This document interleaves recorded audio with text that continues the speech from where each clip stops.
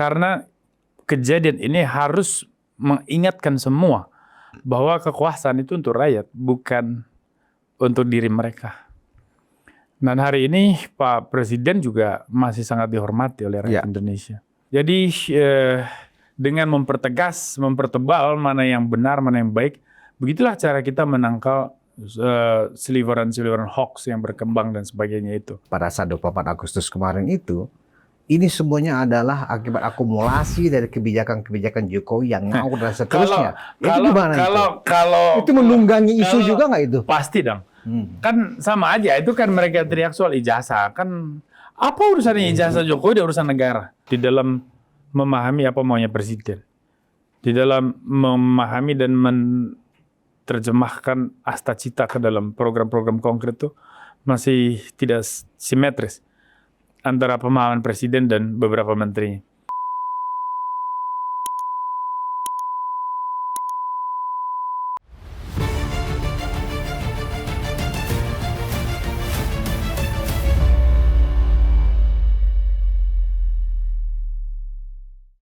Hai, penonton Ruang Konsensus Unpig Indonesia dimanapun Anda berada. Kali ini saya, Budius Ma'ruf Piliang, anak sulung Mulyono, bukan ternak onta dari gurun Sahara. Asik. Alhamdulillah hari ini suasana Jakarta kondusif, begitu juga kota-kota lainnya di Indonesia kondusif meski demonstrasi masih ada di beberapa titik. Dan demonstrasi memang sebenarnya itu bagian dari instrumen demokrasi. Tetapi kemudian pada saat demo besar 25 dan 28 Agustus kemarin itu, ya, demo yang menjadi sarana untuk rakyat menyampaikan protes kepada penguasa ditunggangi oleh penumpang gelap. Dan terlalu banyak teori konspirasi menjelaskan kenapa terjadi anarkisme yang berlangsung sekitar 2-3 hari kemarin. Dan untuk kita tidak terjebak pada teori konspirasi, nah saya sudah menghadirkan analis politik untuk bisa membaca dan kita menjadikan ini sebagai sebuah referensi yang berdasarkan empirik. Sudah hadir bersama saya pengamat politik dari Fisip UI, Dr. Boni Harget. Siap. Pak Ketua. Alhamdulillah. Saya nggak bisa memanggilnya kecuali tetap Pak Ketua. Siap. Iya. Meskipun yang menang Pram. Pram ya. Tetap saya panggil. Tapi teman kita juga. Teman kita juga, nggak apa-apa ya kan.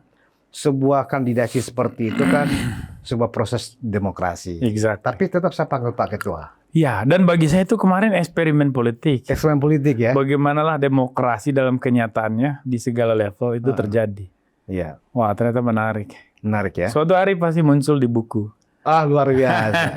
Jadi penonton, teman saya, Boni Hargen dan saya, itu ikut kemarin dalam kandidasi calon ketua umum Iluni UI. Iya. Dan kita, alhamdulillah, ya belum berhasil ya. Alhamdulillah. Tapi yang penting kontribusi kita kepada negara. Iya. Nah, hari ini saya minta kontribusi Bung Boni. Kalau kita simak demonstrasi yang terjadi kemarin, sebenarnya kalau dilihat dari pemicunya, alasannya, semuanya masuk akal. Di mana rakyat kemudian merasa harus menyampaikan protes yang serius dan keras kepada pemerintah, baik pemerintah daerah maupun pemerintah pusat. Banyak sekali elemennya. Iya. Nah, tanpa saya memperpanjang mukadimah, menurut Bung Boni, apa yang terjadi sesungguhnya? Ya, sebetulnya kan dalam teori gerakan politik itu, sesuatu peristiwa besar, itu terjadi pasti ada prakondisinya.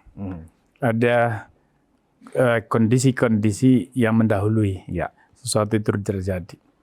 Saya melihatnya gerakan Pati Jawa Tengah itu sebetulnya sinyalemen awal dan menjadi titik start, ya, starting point dari gelombang gerakan ini. Nah, kenapa gerakan ini muncul? Pertama, memang ini berkaitan dengan kebijakan-kebijakan pemerintah yang dianggap langsung mempengaruhi kehidupan masyarakat. Kebijakan pajak oleh pemerintah daerah dan sebagainya. Lalu PPATK mengeluarkan kebijakan kontroversial soal rekening. Kemudian Kementerian Pertanahan juga mengeluarkan kebijakan kontroversial yang kemudian dibatalkan, soal lahan tidur ya, yang bisa diambil alih oleh negara gitu ya. Lalu pada saat yang berkelanjutan, muncullah sandiwara parlemen, bagaimana DPR yang adalah para wakil justru berpesta pora karena kenaikan tunjangan, ya.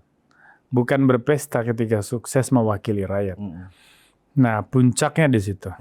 Orang marah, orang turun ke jalan, dan ini sebetulnya kan sebuah determinasi sejarah untuk membuktikan bahwa rakyatlah pemilik kekuasaan. Bahwa bukan hanya dalam teori, kedaulatan itu berada di tangan rakyat. Mereka yang ada di sana hanya orang-orang yang dipercayakan untuk mewakili rakyat. Tetapi di dalam kenyataan dengan gerakan seperti ini orang menyadari bahwa memang betul rakyat adalah subjek dan pemilik kekuasaan. Tidak ada yang boleh merasa lebih tinggi dari rakyat. Jadi ketika DPR merasa dia harus lebih tinggi dari rakyat, ada yang mengatakan bagaimana kami bisa disamakan dengan rakyat, kami ini pejabat dan seterusnya. Nah, itu kan kesombongan yang sangat menggelikan dan memuakkan, karena saat itu disampaikan rakyat sedang lapar. Saat itu disampaikan rakyat sedang frustrasi dengan segala kondisi sosial, ekonomi, dan sebagainya.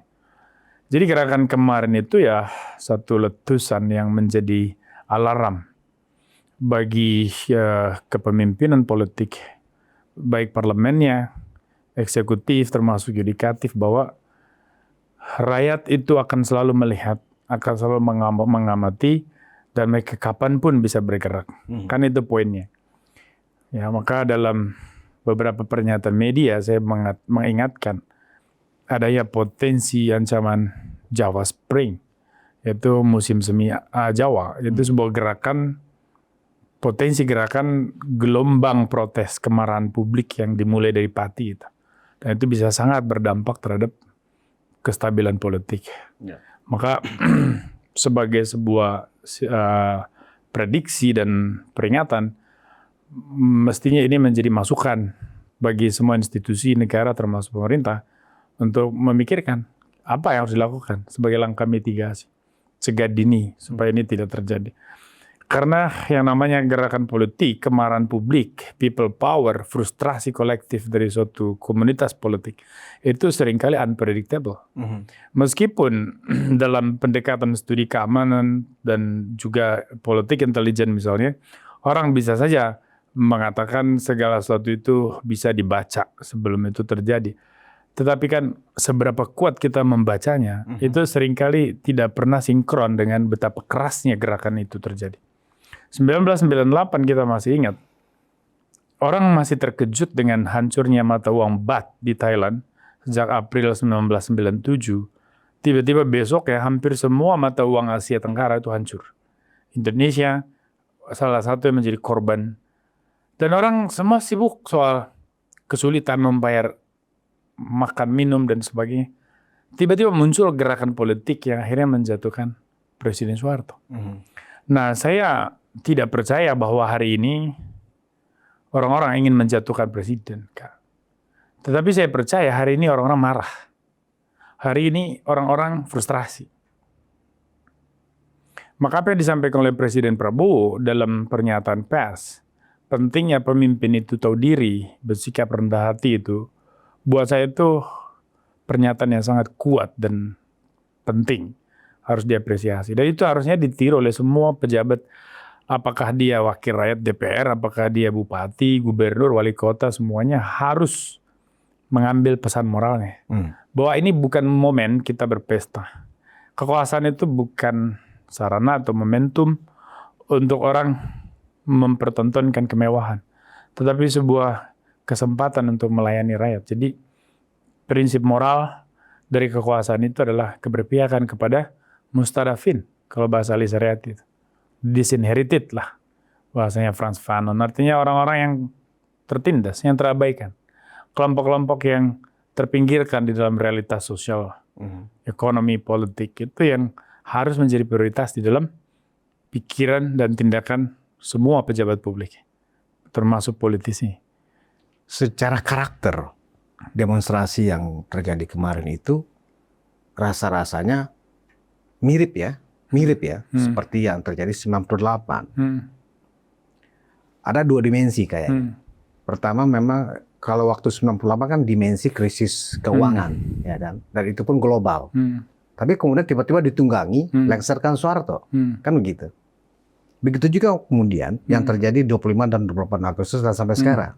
Meskipun kita melihat secara jelas aparat keamanan, pemerintah segera bisa memulihkan situasi dan kondisi. Tapi tetap sama, dimensinya juga ada. Walaupun dimensi yang terakhir, dimensi pertama ada kemarahan di situ, ya kan, krisis, di mana selama hampir lebih kurang 10 bulan pemerintahan Prabowo Gibran, ya kan, tekad dan niatnya untuk mensejahterakan sih luar biasa. Ya, tetapi kan implementasinya, ya kan, membuat rakyat marah. Apa yang terjadi kemarin-kemarin itu dan sampai hari ini dan entah sampai kapan, itu kan sebenarnya bukan tindakan makar. Bukan tindakan makar. Saya nggak melihat ada unsur-unsur yang memastikan itu makar kan. Kalau itu makar kan dia startnya mesti dari istana presiden tuh. Betul. Dia masih teriak tuh turunkan presiden. Bukan ke DPR ya, bukan ke DPR kan gitu. Jadi sama sekali itu bukan tindakan makar. Tapi ini sebuah bentuk gerakan kemarahan. Kemarahan terhadap elitisme. Kemarahan terhadap arogansi kelompok-kelompok elit di dalam struktur demokrasi ini. Dan ini juga seperti yang saya katakan, kenapa saya katakan this is a historical determination.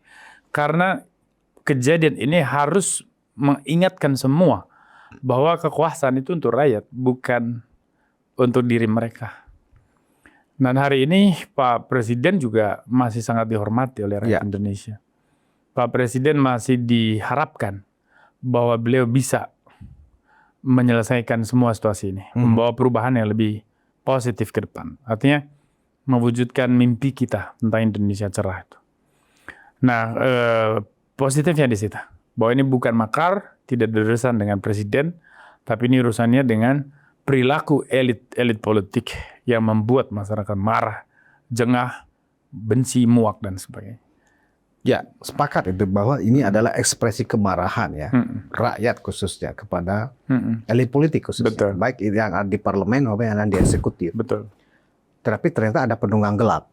Nah, ya kan begitu. Dan penunggang gelapnya ini bermacam-macam. Exactly. Pertama ada yang memang orientasinya hanya ingin menunggangi ini seolah-olah ingin membenturkan Prabowo Jokowi ini sedang saling ingin menjatuhkan, ya kan? Ada juga penumpang gelap yang benar-benar juga yang sifatnya internal dari pemerintah sebenarnya, ya karena kita tidak mau masuk di sana karena terlalu rawan untuk dibicarakan.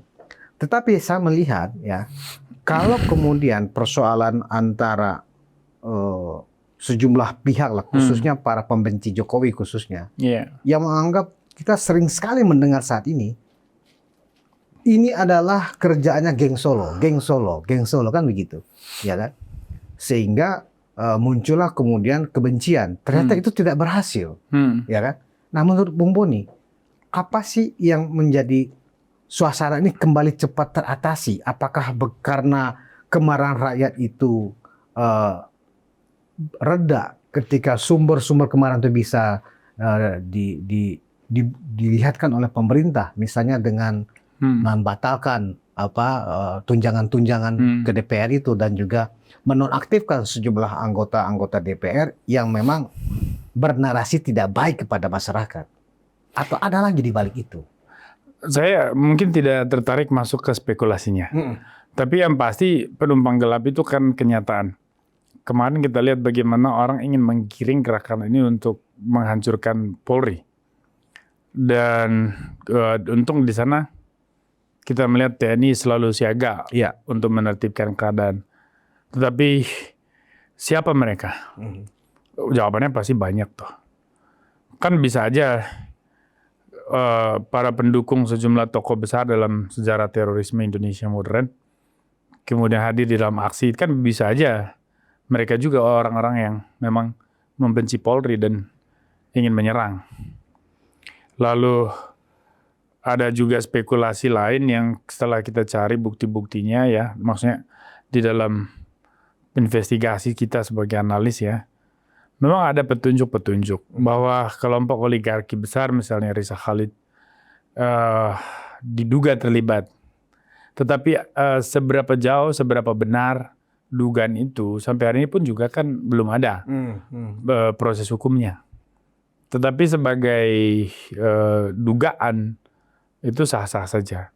Karena Pak Riza Khalid bukan orang kecil. Dia selalu punya peran besar di dalam setiap pergantian rezim. Karena memiliki kekuatan kapital yang besar. Seorang, kalau di koran-koran Singapura itu kan dicap sebagai Raja Minyak. Artinya orang ini sangat powerful, sangat mungkin orang seperti dia bisa menggoncang suatu negara. Bahkan menggoncang suatu kawasan pun bisa.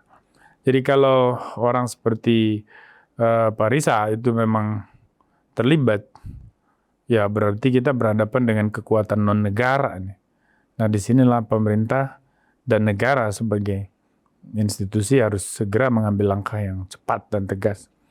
Tetapi kenapa kondisi kita hari ini mulai membaik? Saya kira itu karena orang masih percaya pada presiden dan wakil presiden kita, pada Pak Prabowo dan Pak Gibran, bahwa pemimpin ini bersedia untuk melakukan pembenahan yang serius ke depan. Nah ini yang rakyat tunggu. Hanya memang kita tidak mengharapkan muncul lagi kebijakan kontroversial dari menteri-menteri yang gagal paham dengan konteks masyarakat. Nggak perlu lagi ada kebijakan kontroversial soal rekening lah, atau soal tanah itu, atau soal pajak. Ya, ini yang mesti PR besar terutama buat Ibu Sri Mulyani juga, Ibu Menteri Keuangan. Ya, kira-kira manajemen efisiensi apa yang harus dilakukan untuk mengatasi kebutuhan anggaran tanpa harus melempar beban kepada rakyat. Kan saya selalu mengatakan di banyak kesempatan, itu perusahaan-perusahaan tambang itu kenapa nggak bayar pajak dan benar? Betul. Itu korporasi-korporasi besar, pembayaran pajaknya udah benar belum? Sangat kecil. Royaltinya kepada pemerintah sangat kecil. Apakah memang karena faktanya begitu, atau karena ada modus pencucian uang, misalnya pelarian keuntungan ke luar negeri oleh perusahaan-perusahaan multinasional yang juga sudah diungkap oleh kementerian sendiri bahwa hampir 1.000 triliun per tahun kita, per bulan apa per tahun saya lupa, itu negara kehilangan potensi keuntungan karena perilaku pelarian uang itu oleh perusahaan-perusahaan multinasional. Nah hal seperti ini kan harusnya menjadi solusi untuk meningkatkan pendapatan negara, bukan menaikkan pajak rakyat. Berapalah itu? Lalu yang berikut ya efisiensi di dalam pembelanjaan pemerintah. Itu juga penting dipikirkan. Seperti apa bentuknya ya ahli-ahli ekonomi lebih paham lah. Tapi yang pasti hindarilah kebijakan-kebijakan yang menyakitkan atau yang membuat rakyat tersakiti. Ya, banyak yang menyarankan setelah proses demonstrasi yang mengarah anarkis ini, agar Presiden Prabowo segera melakukan semacam mitigasi dalam banyak hal. Bukannya mitigasi, tapi mengevaluasi kabinetnya. Ya, karena Pak Prabowo mungkin tidak in charge memantau sampai ke bawah, sampai ke lapangan. Menurut Bung Boni, apakah itu saran yang menarik yang harus dilakukan oleh Presiden Prabowo untuk mengevaluasi keseluruhan kinerja kabinetnya? Iya, dengan segala hormat tentunya ya, Bung Budius, kan ini hak prerogatif Presiden soal reshuffle. Nanti dikira kita mau jadi menteri lagi. Tapi yang pasti bahwa usulan perombakan kabinet itu kan terjadi kapan saja dan di setiap pemerintahan. Ketika masyarakat merasa gagasan besar dari presidennya tidak bisa dijalankan atau terhambat di bawah. Ketika kita bicara makan bergizi yang gratis itu, MBG. Itu kan agenda besar, program strategis. Tapi pelaksanaannya masih banyak PR di mana-mana. Masih banyak yang harus dibenahi. Nah itu bukan salah presiden. Itu artinya salah level bawah pelaksana. Mungkin salah vendor-vendor swasta yang menjalankannya. Atau yang lain di dalam struktur manajemennya ya. Tapi sekali lagi itu tetap butuh evaluasi. Begitu juga dengan kebijakan-kebijakan ekonomi. Lalu kebijakan-kebijakan lain. Jadi para menteri ini, pertanyaan terbesar kita ke mereka, sudah paham gak dengan Nastacita? Atau apa sih langkah konkret mereka di dalam mengimplementasi Nastacita itu? Pernah nggak kita dengar setiap kementerian sudah punya yang namanya blueprint, cetak biru di dalam implementasi Astacita? Mungkin ada di internal kementerian. Saya tahu ada beberapa. Ya Kemenko Polhukam misalnya itu bagus. Mereka punya jelas, dia punya strategic planning dan juga strategic actionnya jelas. Lalu kementerian lain itu juga ada beberapa yang saya tahu itu bagus. Tapi kan tidak semua kementerian punya itu. Bahkan ada menteri yang menurut saya nggak tahu dia harus mengapain. Ada ya? Ada menteri yang nggak tahu harus mengapain. Maka kita kembalikan ke presiden lah. Presiden lebih paham anak buahnya dan tahu siapa yang perlu diganti, kapan, dan sebagainya. Itu urusan presiden lah. Iya, ini lagi-lagi kan judulnya kan ini kemarahan rakyat ya. Atas perilaku elit khususnya eksekutif dan legislatif. Kalau kita bicara kemarahan kepada eksekutif dalam hal ini kepada pemerintahan Presiden Prabowo, apakah karena ini kabinetnya terlalu gemuk sehingga span of controlnya terlalu jauh? Di samping karakter dari presiden kita sendiri yang sekarang berbeda ya dengan karakter presiden terdahulu yang lebih banyak turun ke lapangan. Ya, dari sana investigas frage ya kalau terkait ini pertanyaan penting. Bisa saja kalau orang melihatnya ini kebesaran nih, sehingga manajemennya agak belepotan. Betul. Tetapi saya tidak melihat di situ masalahnya. Oh ya. No, karena sebetulnya kan diferensiasi dan pluralisasi terhadap departemen-departemen itu, kementerian-kementerian itu justru positif untuk mempercepat laju pembangunan. Artinya sentuhan negara di dalam kehidupan masyarakat itu lebih cepat, lebih terasa. Yang menjadi problem itu kan yang menjalankannya itu. Jadi kalau semua masih menunggu komando presiden di dalam hal teknis itu kan aneh.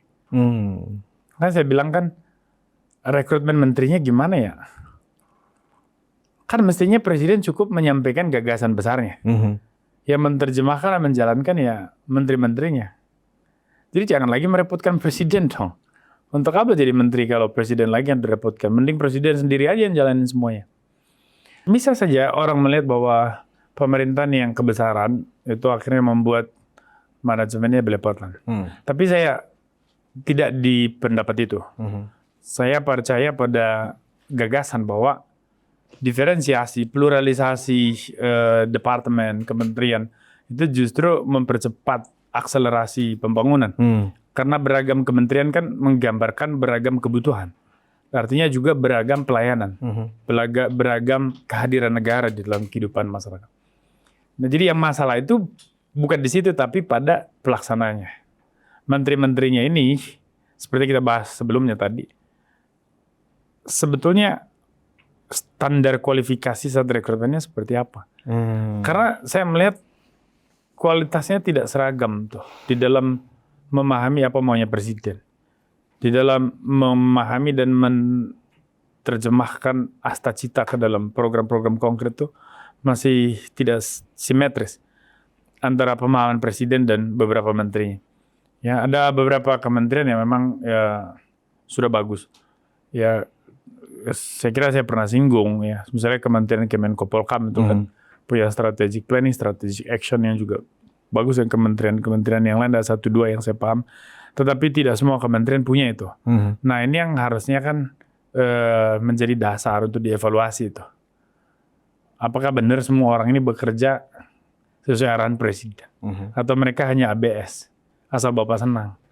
Kan pemerintahan hari ini tuh kelebihannya ada pada komunikasi keluar internasional dan juga strong leadership dari Pak Prabowo. Nah, itu mesti dilihat sebagai keunggulan. Jadi jangan strong leadership lalu kemudian tidak disertai oleh tindakan-tindakan konkret dari para menteri, dan akhirnya nanti orang-orang yang mengejek ini rezim omon-omon itu seperti diberi justifikasi. Ya, kita tidak mau itu. Jadi menteri-menteri ini jangan mempermalukan presiden. Presiden punya hati yang baik, pikiran yang baik untuk Indonesia. Tolong dihargai. Bekerjalah dengan keras, proaktif ya. Jadi jangan hanya menunggu perintah, proaktif. Proaktif kan dia harus punya inisiatif, menafsir dan melakukan sesuatu sepanjang itu untuk kepentingan bangsa dan negara, untuk kepentingan rakyat, dan di dalam koridor Asta Cita itu sebagai program unggulan pemerintah. Ya. Jadi kalau bicara soal reshuffle kabinet ya itu dasarnya. Ya, Meskipun itu hak prerogatif presiden. betul. Nah, selain itu kalau kita melihat lagi asal muasal pemerintahan ini kemudian tadi yang seperti Bung bilang, kabinet omon-omon, presiden omon-omon, itu ketika secara mengagetkan ya bagi publik, Presiden Prabowo menggunakan hak prerogatifnya dalam hal ini penggunaan hak amnesti dan polisi untuk mengampunkan koruptor. Sebenarnya akar persoalan itu muncul kekecewaan publik kan dari situ. Kemudian ada eskalasi masalah pajak di Pati misalnya dan di sejumlah daerah, ya kan. Baru kemudian ada masalah pemblokiran rekening, ancaman tanah nganggur akan diambil negara dan seterusnya. Dan itu kan terakumulasi. Tapi kekecewaan publik itu kan karena kenapa rakyat kecewa dengan kebijakan presiden? Karena pada saat yang sebelumnya presiden kan begitu gagah berani akan memberangus para koruptor gitu. Kalau menurut Bung Boni, apakah wajar kemarahan rakyat itu kemudian terakumulasi sehingga ditambah dengan triggernya meledaknya karena joget-joget anggota DPR ketika diberikan fasilitas yang mewah seperti itu? Iya, tapi di awal tadi saya udah katakan bahwa gerakan ini kan bukan makar. Karena kalau makar itu kan startnya di istana itu, istana presiden, bukan di gedung DPR. Karena ini bukan makar, boleh saja orang mungkin kecewa dan marah dengan presiden. Tetapi mereka belum sampai kepada satu kesimpulan bahwa presiden gagal, sehingga perlu dilakukan gerakan makar itu. Dan belum, makanya saya katakan ini bukan gerakan makar. Nah, tetapi kekecewaan itu betul. Maka tadi kita singgung soal pembenahan kabinet reshuffle itu kan sebetulnya berkaitan dengan manajemen efisiensi pemerintah dalam konteks anggaran. Nah, bagaimana mungkin sebuah pemerintahan besar macam ini gagal dalam melakukan manajemen efisiensi dan melemparkan beban itu kepada rakyat? Ini salah siapa? Pasti menterinya yang paradigmanya mungkin tidak cocok dengan paradigma ekonomi yang dimiliki oleh presiden. Jadi itu kan mesti dilihat. Karena tidak mungkin basis ideologis, basis paradigmatik berpikir dari presiden dan menterinya itu bertolak belakang lalu ada di dalam suatu pemerintahan. Itu agak beresiko. Nanti dampaknya adalah munculnya kebijakan-kebijakan justru menabrak prinsip politik ekonomi dari presidennya. Kalau saya perhatikan Pak Prabowo ini kan sangat kerakyatan prinsipnya. Agak-agak dekat dengan demokrasi sosial, ya, tapi ini kerakyatan, khas Pancasila lah. Nah, tapi kan menterinya agak mengikuti arus pasar ini. Nah, maka hal seperti ini kan penting sekali karena akan berdampak terhadap policy making, sehingga perlu evaluasi. Saya tidak dalam kapasitas pasti mengusulkan menteri ini harus diganti, itu diganti, tidak.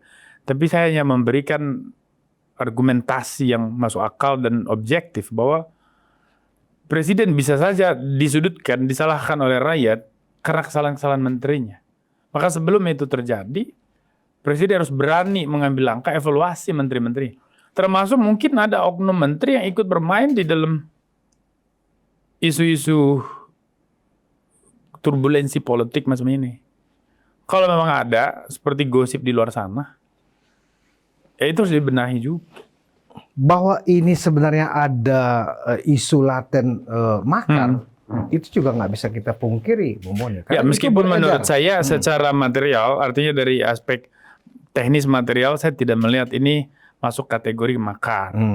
Masih saya melihatnya sebagai gerakan sosial, pembangkangan publik, dan juga ungkapan kemarahan kolektif masyarakat terhadap elitisme politik yang dianggap memuakkan karena kontras dengan realitas sosial ekonomi masyarakat. Awalnya seperti itu. Nah, awalnya seperti itu, ya kan? Makanya saya katakan tadi hati-hati, waspadai potensi ancaman Jawa Spring. Karena kalau diikutin anatomi gerakannya dari Pati ini kan titik sejarah. Dulu satu-satunya daerah yang berani membangkang rezim kolonial menolak pembayaran pajak itu Pati. Nah, kalau gerakan kemarin itu penolakan pajak itu mulai dari Pati, dan kemudian merembet ke daerah lain. Lalu terjadi letusan-letusan 2-3 hari terakhir ini. Artinya ini sinyalemen yang tidak bagus. Hati-hati. Jangan sampai nanti terjadi itu musim semi Jawa, gelombang demokratisasi baru terjadi dan kita tidak sebendung arusnya. Makanya saya bilang omongan saya ini mesti menjadi input, masukan bagi semua institusi negara termasuk pemerintah untuk pikirkan apa solusinya, langkah mitigasi. Kita semua tidak mau kondisi ini seperti ini. Kita tidak mau instabilitas terjadi karena yang akan rugi adalah rakyat juga. Ya. Orang nggak bisa cari makan, orang nggak bisa hidup. Jadi sebelum Batara kalanya datang atau kala bendu itu gerbangnya terbuka, kita benahi diri. Langkah mitigasi, cegah dini kan itu. Ya. Saya agak ngeri juga mendengar istilah Bung Boni, Jawa Spring. Karena kalau kita lihat istilah ini ada di Arab Spring ya. Iya. Arab Spring itu yang dimulai dari Tunisia ya. Iya, 2010 akhir. Kita melihat sampai sekarang akibat Arab Spring itu sejumlah negara-negara di Timur Tengah itu rontok dan hancur lebur. Luar biasa. Nah, kalau Bung Boni peristiwa sekarang Arab Spring itu kan Bung Budius kan satu pedagang kaki lima menuntut keadilan. ya. Karena dia dagang di pinggir jalan masih juga diperas. Diperas juga berlapis. Agak mirip-mirip ya kan? Nah, saya nggak bilang itu, tapi saya cerita Tunisia bahwa diperas dia berlapis. Untung nggak ada, masih diperas. Jadi dia protes tuh ke kantor gubernur, nggak digubris. Akhirnya dia bakar diri tuh kan. Pembakaran diri dia itu memicu kesadaran itu mengkristal di seluruh masyarakat. Bukan Tunisia saja, seluruh Timur Tengah, dan itu dia gelombang demokratisasi besar-besaran. Ya, dan itulah yang disebut musim semi Arab. Nah, bayangkan kalau hari ini orang-orang yang seperti almarhum, saya lupa namanya, di Tunisia itu, yang berani membakar diri karena tidak ada jalan bagi dia untuk menuntut keadilan di tengah kondisi hidup yang sangat memprihatinkan. Dari itu menjadi perasaan banyak orang di Indonesia. Apa nggak terjadi tuh? Musim semi Jawa. Saya katakan musim semi Jawa karena startnya dari Pati. Makanya saya katakan bahwa karena kecintaan saya saat itu begitu besar terhadap negara ini dan terhadap Presiden Prabowo, saya mesti mengatakan ini di awal supaya semua bisa melakukan upaya cegah dini. Jangan sampai nanti kalau itu terjadi kan yang untung juga kelompok oligarki itu, rakyat yang hancur. Kan kelompok oligarki nggak peduli apa ideologi, siapa presidennya, dan sepanjang apapun keadaannya dia masih bisa cari untung, ya dia bertahan. Seberapa dekat Bung Boni melihat Arab Spring bisa menjadi seperti Jawa Nah, kalau Spring itu mungkin tidak bisa dijawab secara letterhead sebagai secara matematis, katakanlah berapa bulan lagi atau tahun lagi, enggak. Tapi sebagai sebuah potensi kan itu perlu dipikirkan. Sama aja kalau kita mendengar nyamuk nyeong-nyeong kan entah jaraknya berapa dari kita, itu udah siap-siap mau tepuk kan. Karena apakah nanti benar dia gigit kita? Kan kita hancurin sebelum dia gigit. Nah, disitulah logika membaca ancaman tuh. Artinya pemikiran, penalaran di dalam menganalisis sebuah ancaman, ya itu harus memakai analogi seperti itu. Jadi jangan tunggu dia gigit baru kita hajar itu nyamuk. Tetapi ketika nyeong-nyeongnya apakah dari jendela, belum nyampe tempat tidur, ya kita harus sudah semprot dengan baygon. Artinya di sini unsur cegah dininya memang harus lebih dominan. Exactly. Oke. Nah, yang lain adalah kalau kita lihat ya, ada banyak sekali yang tersisa dari aksi-aksi gelombang aksi yang cukup masif itu. Khususnya sejumlah orang menggunakan berbagai analisa pengamat politik partikelir, pengamat politik dadakan yang menjadi referensi netizen, ya kan? Bahwa misalnya ini sebenarnya adalah upaya kudeta, ini sebenarnya adalah pekerjaan geng Solo, ini sebenarnya adalah internal konflik di pemerintahan dan seterusnya dan seterusnya. Bagaimana kita bisa mencegah isu-isu liar ini, Bung Boni, yang bisa memperkeruh suasana? Ya itu risiko dari yang namanya post-truth era. Kita ada di situ sekarang, era post-truth. Kita tidak mungkin bisa membatalkan pikiran-pikiran konyol atau gagasan dangkal yang berkeliaran itu. Tetapi kita hanya bisa menyuarakan mana yang benar. Jadi dengan mempertebal mana yang benar, mana yang baik, begitulah cara kita menangkal seliweran-seliweran hoax yang berkembang dan sebagainya itu. Spekulasi soal adanya pertikaian internal di dalam kekuasaan itu kan teori konspirasi yang baik, tetapi belum tentu benar. Nah, yang real tuh kan hari ini rakyat kecewa, rakyat marah. Rumah Eko Patrio dibakar, Sahroni dibakar, Uya Kuya di Zara tuh, bukan dibakar, di Zara tuh. Bahkan rumah Ibu Sri Mulyani juga di Zara. Nah, sebegitu beraninya rakyat. Artinya kan kemarahan itu sudah tak terbendung itu. Makanya saya katakan, lupakan dulu lah dari perspektif konspirasi soal pertarungan kekuasaannya. Lihat ke rakyatnya. Bener nggak di sana rakyat menderita? Bener. Bener nggak di sana ada rakyat yang frustrasi dengan kebijakan katakanlah kenaikan pajak seperti di Pati, di Semarang, di Solo, di mana-mana? Ya benar, banyak yang resah. Bener nggak orang marah dengan Kementerian Pak Nusron soal tanah kosong, lahan nganggur diambil alih negara? Bener. Bener nggak orang resah dengan yang lainnya? Bener. Artinya bahwa betul rakyat marah. Kita fokus ke situ aja. Nah, bagaimana rakyat supaya nggak marah? Kan harus ada kebijakan-kebijakan, langkah-langkah politik, dan langkah kebijakan yang bisa meredam itu. Nah, itulah yang harus dilakukan oleh pemerintah dan DPR. Apakah misalnya dengan mengevaluasi lagi kebijakan efisiensi fiskal? Ya, kita tahu bahwa kenapa banyak daerah-daerah ini, kepala-kepala daerah itu berimprovisasi dalam meningkatkan PAD-nya ketika Presiden menerapkan kebijakan efisiensi. Betul. Yang berakibat transfer pusat daerah menjadi berkurang. Kan begitu. Nah, akhirnya kepala daerah berimprovisasi. Walaupun sebenarnya PAD dari daerah itu kan sebenarnya sangat kecil ya kan.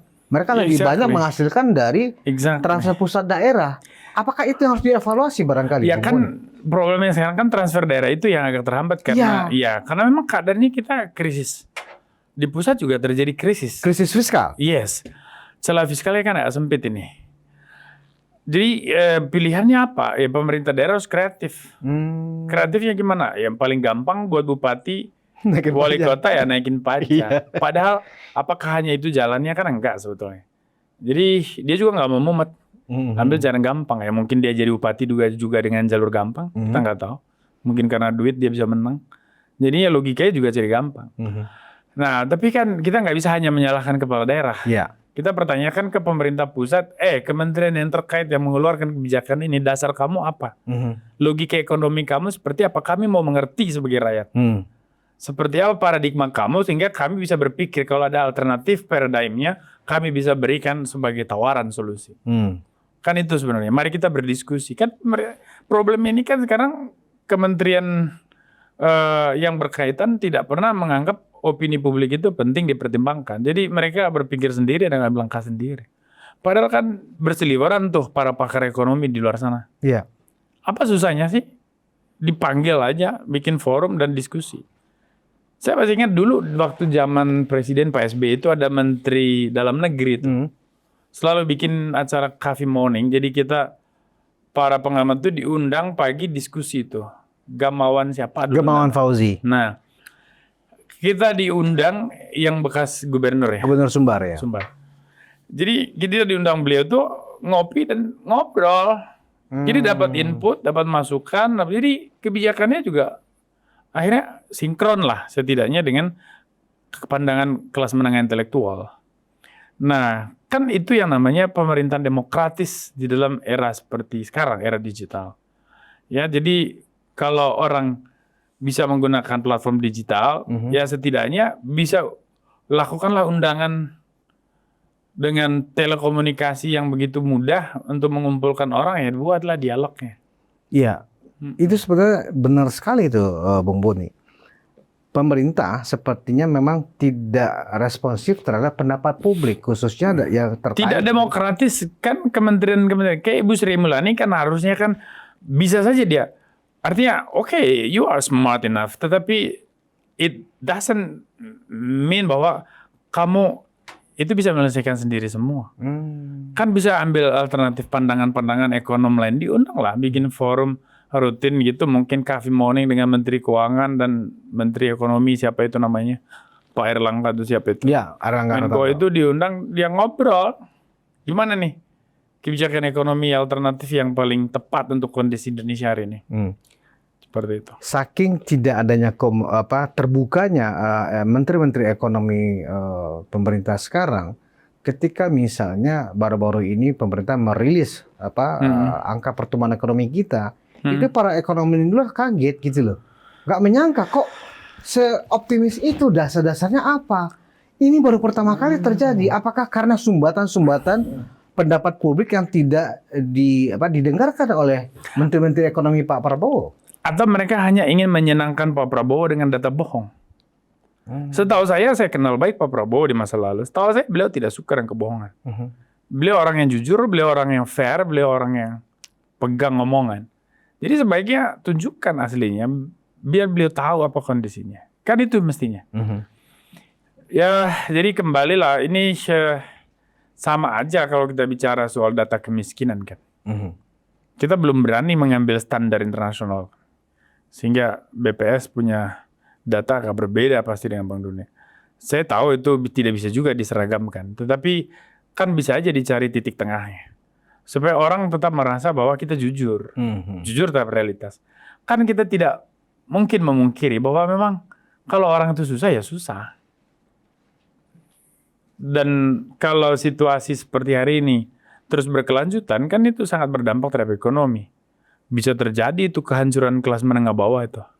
Seperti ketika peristiwa kejutan Yunani itu. 2000-an tahun, lupa saya, tahun 2010-11 tuh. Kejutan Yunani itu kan mengakibatkan kelas menengah bawah itu langsung jadi pengemis jalanan tuh. Miskin serentak tuh, karena nggak mampu lagi membiayai hidup. Nah, kalau itu ya memang itu terjadi di Eropa, tetapi kalau krisis ini terus berlanjut dan berdampak kepada ekonomi, pasti akan juga menimbulkan kehancuran sosial ekonomi. Syukurnya situasi kemarin itu tidak sampai menimbulkan panic buying di masyarakat. Oh enggak, kalau itu kan karena pertama ya dugaan saya, pasar masih melihat ini sebagai gerakan politik. Gerakan politik, kemarahan terhadap, ya itu seperti saya bilang tadi, kemarahan terhadap elitisme, terhadap mental, sikap kaum elit politik yang memang bobrok lah, menari kayak gitu-gitu di gedung Senayan dan sebagainya. Makanya saya bilang ini bukan makar. Kalau kemarin itu gerakan makar, pasti terjadi kepanikan di pasar. Kalau itu terjadi ya dampaknya jauh lebih kompleks. Jadi sekali lagi itu bukan makar, jadi tidak akan mengganggu stabilitas pemerintahan Presiden Prabowo dan Wapres Gibran. Bung Boni sepakat nggak bahwa peristiwa kemarin itu bagian dari batu sandungan barangkali yang harus dicerna dan disikapi secara bijaksana oleh Presiden? Oh pasti. Saya kira kan dengan konferensi persnya Presiden sudah dengan sendirinya, implicitly dia mengakui bahwa beliau terdampak dan beliau harus mengambil sikap. Dan omongan beliau justru punya dampak kuat juga terhadap perubahan situasi ini kan. Hanya kalau bisa kurangi beberapa keputusan yang terlalu cepat. Misalnya diperintah tindak tegas, itu kan bahasanya agak sumir. Lalu di masyarakat itu berkembang bola liar seakan-akan negara represif dan ingin membunuh rakyatnya. Betul. Itu kan bahaya. Mestinya agak ditafsir lebih lanjut oleh juru bicara itu. Bahwa yang dimaksud oleh tindak tegas itu adalah menindak mereka-mereka yang melakukan tindakan anarkis berdasarkan aturan undang. Sehingga contohnya apa? Yaitu penggunaan peluru karet, gas air mata, dan sebagainya. Seperti itu. Jadi kalau kalimat Presiden itu tidak ada yang salah, tetapi perlu di follow up oleh komunikasi istana tuh. Kan itu gunanya fungsi dari public relations yang ada di istana itu kan. Komunikasinya itu untuk memastikan rakyat mengerti apa yang disampaikan Presiden. Makanya saya agak sedih kemarin tuh kok pernyataan presiden ini nggak diklarifikasi, eksplorasi lebih luas oleh Juru bicara. pihak komunikasi istana itu, supaya tidak terjadi mispersepsi dan misunderstanding itu, dan akhirnya orang menganggap wah ini TNI Polri sudah mau membunuh rakyat Karena atas perintah presiden. jika memang Padahal kan itu peluru mustahil. tajam katanya ya kan? Iya kan itu mustahil lah. Saya kira aparat kita sangat paham dengan demokrasi dan HAM.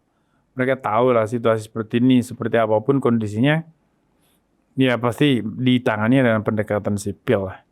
Ya peluru karet itu kan pendekatan yang ya moderat lah di dalam mengatasi keadaan ketegangan seperti itu. Tentu kita tidak mengharapkan tragedi tak terduga seperti almarhum Afan Kurniawan terjadi lagi. Ya, tetapi itu kan kasuistik ya. Artinya bukan sebuah tindakan atas perintah institusi atau sebuah pola penanganan yang memang sudah sistematis, dan bukan. Itu kan kejadian seketika karena situasi. Jadi mungkin faktor psikologi. Aparatnya juga tertekan. Karena saya perhatikan ada video mereka dikejar-kejar. Mungkin karena tertekan, dikejar, dan begitu banyak orang berseliweran, mereka juga punya tanggung jawab terhadap institusi, keselamatan kendaraan, maupun anak buah dan sebagainya. Saya tidak bermaksud membenarkan, tapi saya mau mengatakan bahwa tragedi macam itu kan sangat-sangat buruk. Ya, bersyukurlah bahwa kepemimpinan Pak Kapolri Listio Sigit ini berhasil menenangkan keadaan ya. Beliau dengan sangat cepat berinisiatif mendatangi keluarga korban dan minta maaf. Dan beliau juga lah yang berjasa salah satu bersama Panglima TNI di dalam mengendalikan situasi ini, sehingga yang tadinya kita cemaskan ini terjadi Black September, ini justru mulai kondusif situasinya. Jadi kita apresiasi sambil kita mengakui bahwa kematian Afan itu harus menjadi pelajaran sejarah yang serius. Jangan sampai itu terulang lagi. Dan kalau kemudian sejumlah civil society, sejumlah LSM yang selama ini memang menyatakan Polri khususnya itu memang tidak disenangi dan kemudian diminta mundur, itu tidak relevan menurut Bung? Tidak relevan lah. Kan sebetulnya opini yang berkembang, saya baca beberapa analisis. Sampai mereka bilang ganti Kapolri, ganti kepala bin, nggak relevan. Nggak relevan karena kan ini kemarahan orang terhadap elitisme para politisi itu. Lo polisi cuman mengamankan sebenarnya karena perintah undang-undang. Betul. Bahwa ada kejadian yang tak terduga, betul, itu kita akui sebagai sebuah tragedi dan disesali itu. Karena itu kematian satu orang itu sama dengan kematian seluruh rakyat itu. Tapi kan bukan berarti Kapolri-nya gagal, kan nggak ada urusannya. Justru Kapolri berhasil menangani ini sehingga kondisi kita hari ini sukses. Dibantu bersama oleh Panglima TNI dan TNI kita juga luar biasa. Bayangkan kalau kemarin TNI juga ikut sedikit represif, saya kira keadaannya tidak terkendali nih. Tapi kan TNI kita udah belajar banyak dari sejarah. Mereka begitu demokratis, damai, menenangkan massa, jadi nggak terlibat di dalam terpancing arus, enggak. Sehingga kita bisa selamatkan situasi negara ini beberapa hari ini dengan baik. Itu luar biasa. Kalau aksi-aksi liar yang tidak terstruktur yang terjadi di sejumlah daerah, misalnya pembakaran sejumlah kantor gedung DPRD di beberapa daerah, itu menurut Bung Mulya apa? Itu kan sama. Penunggang gelap. Iya, pasti ada penumpang gelapnya. Tetapi kan kita lihat energinya bahwa itu kemarahan terhadap perilaku DPR. Dan itu harus dijadi renungan buat semua elit politik, bukan hanya DPR. Jadi kita tidak boleh lagi mengedepankan arogansi kan gitu. Makanya saya bilang jangan salahkan institusinya dong. Jangan salahkan Polri, jangan salahkan BIN-nya. Ya kan semua institusi sudah menjalankan tugasnya dengan baik. Tetapi keadaannya memang menuntut harus ada yang bisa menjelaskan kerumitan ini. Ya, dan di situ kita sudah melihat bahwa semua institusi ini sudah bekerja dengan baik. Kalau enggak hari ini pun kita nggak bisa keluar rumah nih. Tapi kan sekarang kita udah bisa keluar rumah nih.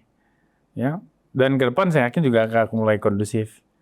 Ya, selain karena presiden juga sudah sendiri langsung memimpin upaya penurunan ketegangan ini, tapi juga institusi-institusi seperti BIN, Polri, TNI itu semua juga sinergi, berkoordinasi, berjalan bersama, itu bagus. Bahwa ada provokasi-provokasi yang disampaikan oleh sejumlah tokoh ya, civil society yang memang selama ini mereka memang mengambil garis sebagai pembenci Jokowi, itu justru membangun narasi ya pada saat 24 Agustus kemarin itu.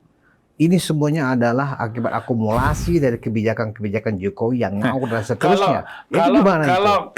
Itu menunggangi isu juga nggak itu? Pasti dong. Kan sama aja. Itu kan mereka teriak soal ijazah. Kan apa urusannya ijazah Jokowi dengan urusan negara? Apa urusan ijazah Pak Jokowi dengan masa depan Indonesia hari ini? Kan nggak ada. Tapi kenapa media selalu ribut soal itu? Karena memang ada orang berkepentingan menyerang Pak Jokowi, menghancurkan keluarganya.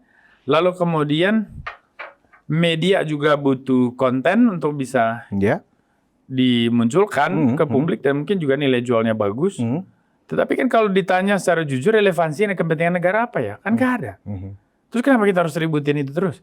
Apalagi UGM sudah mengatakan ijazah Pak Jokowi nggak ada masalah. Nah, spekulasi juga soal gerakan ini kalau dikait-kaitkan dengan Solo itu kan pasti spekulasi yang mengada-ada. Tetapi kan itu laris kalau dijual. Betul. Laris kalau dijual. Tapi apakah Pak Prabowo percaya itu? Enggak lah. Saya nggak percaya. Karena Pak Prabowo kan pasti lebih mengenal Pak Jokowi daripada kita semua. Artinya kalau memang Pak Jokowi begitu, Pak Prabowo pasti lebih dulu tahu. Iya. Tapi kan faktanya baik-baik aja tuh. Ada orang yang memang kerjanya bukan untuk mikirin Indonesia nih. Tapi numpang di setiap gerakan massa untuk merusak Indonesia. Kan itu penumpang gelap kan. Free riders kan itu. Betul. Gak mau keluar biaya, yang penting numpang dapat untung. Nah siapa mereka? Saya nggak bisa jawab secara tuntas. Dan itu institusi negara pasti sedang bekerja untuk mencari itu. Siapa mereka? Ya, saya juga mendengar soal itu. Dan memang di forum ini kita tidak bisa bicara tentang itu. Karena itu menyangkut sesuatu yang memang juga masih sifatnya sedang dicari juga. Ya, artinya kalau benar ya, ini kan cuman informasi dari teman saya, sahabat ya, WA ke saya. Kalau itu benar kan, wah, berarti harus kita telusuri nih. Rakyat butuh jawaban nih. Siapa sih penumpang gelap ini? Kok bisa begitu jahatnya? Begitu jahatnya. Seorang Profesor Ahmad Dasko itu bisa diincar gitu kan. Kalau itu gerakan mahasiswa kan nggak mungkin. Emang mahasiswa membunuh orang kan enggak. Itu yang saya maksud tadi, Bung Boni.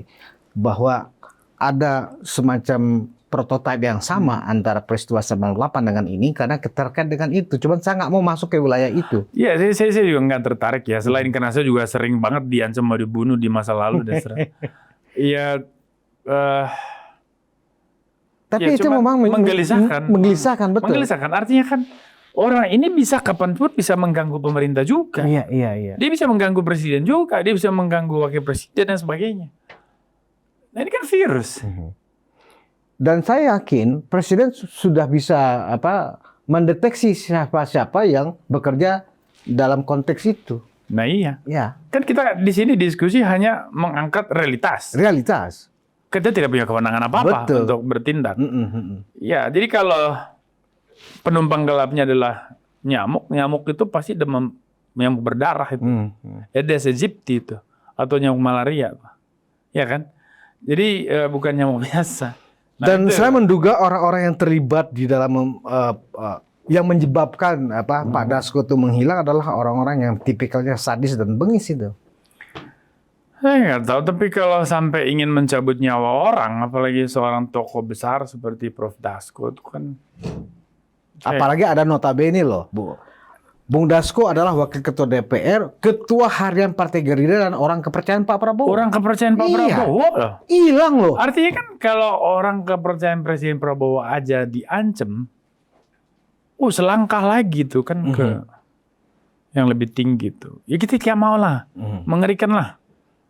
Saya mencintai betul nih presiden kita ini sama wakil presiden. Saya nggak mau lah yang buruk-buruk itu mengganggu proses jalannya pemerintahan ini. Kita hanya berharap aja, Bung Boni, berharap agar ada sebuah kejelasan yang terang benderang ya. Kalau toh memang ada unsur-unsur yang sifatnya melanggar hukum, melawan hukum, ya harus ditindak, gitu loh. Iya kan? Sebab kalau ini dibiarkan, ini luar biasa, ancaman yang luar biasa kepada kelangsungan pemerintahan ini. Artinya gaya-gaya Jenggo, ya, Texas Ranger, ya kan? Itu bisa jadi akan menjadi bagian dari gaya politik Indonesia di masa depan. Ini sangat berbahaya. Dan kita berharap sebenarnya agar isu itu ya bisa ditepis dengan kerja sigap tentu saja ya para elit politik. Iya, dan aku berharap banget nih, saya tadi berdoa tuh mudah-mudahan segera nih hari ini atau besok Prof Dasko-nya nongol lagi dan bicara di media kan? Biar informasi yang berkembang yang berseliweran nih yang mungkin masih bersifat liar ini bisa dipatahkan lah. Iya, Kita hanya Prof Dasko lah yang bisa menjelaskan yang sesungguhnya ya kan. Jadi kalau beliau nonton acara ini, kalau bisa muncullah di televisi kan biar kita tidak perlu resah gitu kan. Karena beliau punya peran besar sebagai orang dekat presiden ya, dan wakil ketua DPR pasti punya andil di dalam mengurus negara inilah.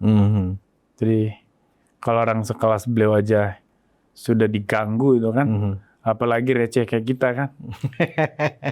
Ya kan begitu Bung Budi. Iya. Ya, makasih. Baik, terima kasih Bung Budi Hargen. Kita berharap memang segera Prof Dasko muncul ya kan, memberikan penjelasan yang sesuai dengan faktanya ya kan, sehingga semuanya bisa menjadi jelas. Betul. Dan tentu terakhir kita berharap juga